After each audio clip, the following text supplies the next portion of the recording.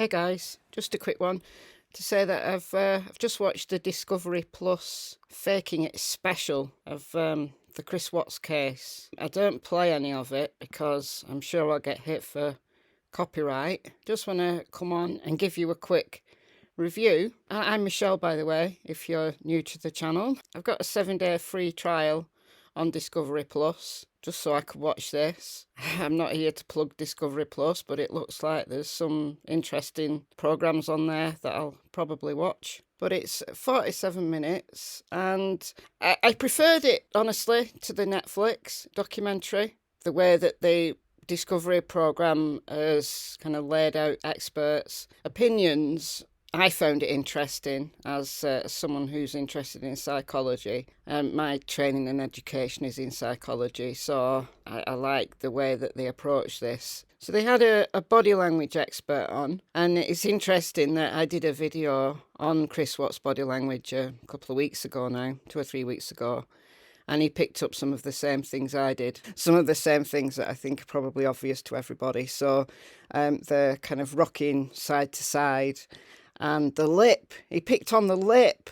That lip, though, the way that Chris kind of pulls his mouth kind of down at the front when he's nervous, when he knows he's talking too much, you know, he's under pressure. They also had a linguist on. I wasn't so impressed by her, quite honestly. One of the things she said, and this, you know, if you're somewhat of an expert in the Watts case, you know, you've watched all the footage again and again and again, many of us have, then we're not going to be too impressed by her picking up details like, well, he knew Shanann got home at 1:48, and why did he pick on 1:48, and was he waiting up for her? And that's the linguist. The way he knew that Shanann was home at 1:48 was because he got a notification on his phone. The other expert was a forensic psychologist, someone called Carrie Danes. This is Carrie Danes. She was interesting. I've seen her on programs before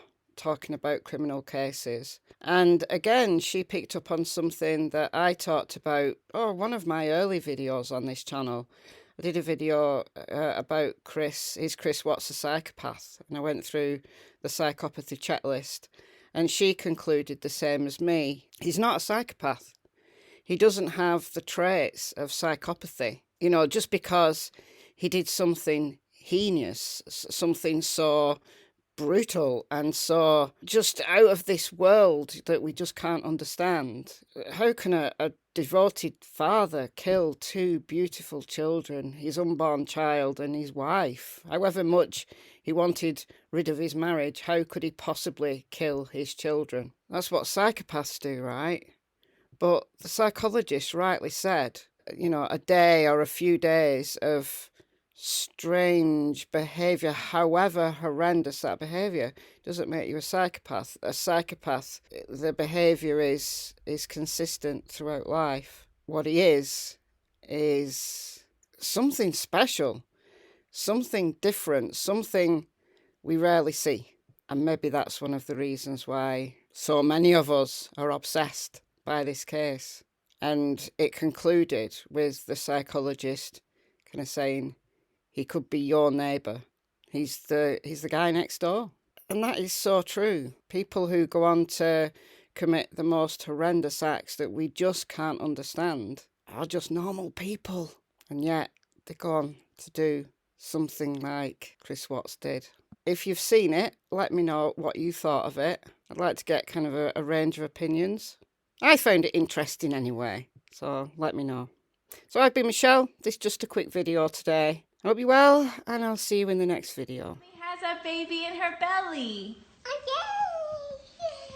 Are you guys excited? Yeah.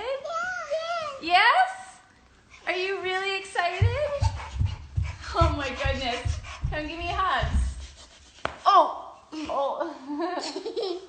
I love you, girl. I got the baby a hug. You want to give the baby a hug? I love you, Bella.